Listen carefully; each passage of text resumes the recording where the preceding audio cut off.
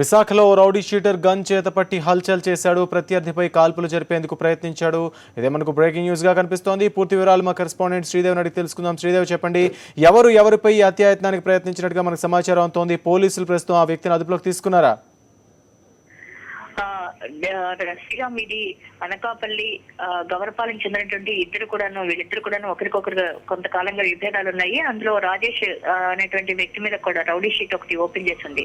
ఈ నేపథ్యంలో ఈ సాయంత్రం 4 రోడ్ల జంక్షన్ దగ్గర ప్రత్యర్థి దాడి కృష్ణ మీద కాల్పులు జరపడానికి ప్రయత్నం చేశాడు. అయితే ఆ గన్ అన్నది అదృష్టవశాత్తు పేలకపోవడంతో అక్కడ నుంచి తప్పించుకుని దాడి కృష్ణ పరారయ్యాడు. ఈ విషయం తెలుసుకున్నటువంటి దాడి కృష్ణకి సంబంధించినటువంటి వర్గీయులు కూడా కొంతమంది ఆందోళన చెందారు. దీంతో వీళ్ళంతా కూడా వర్గీయులంతా కూడా ప్రస్తుతం అనకాపల్లి పోలీస్ స్టేషన్ దగ్గర ఆందోళన చేయడానికి సిద్ధం చేసుకుంటున్నారు.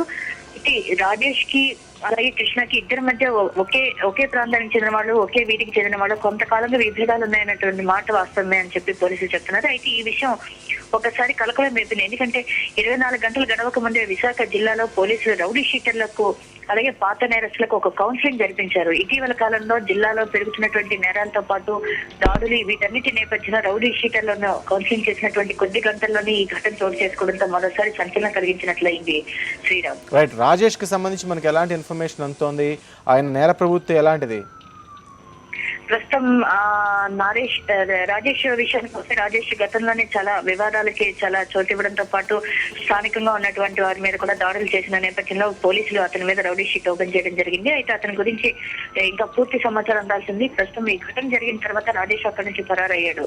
చేతిలో ఉన్నది లైసెన్స్ కన్నా లేదంటే ఒక నాటు తుపాకీ ఉపయోగించి ఇతను ఈ దాడులకు పాల్పడ్డారా అన్న విషయాన్ని కూడా పోలీసులు స్పష్టం చేయాల్సి ఉంది. ప్రస్తుతం అయితే ఈ విషయం మీద పోలీసులు ఎవరు కూడా నోరు మెదపలేదు.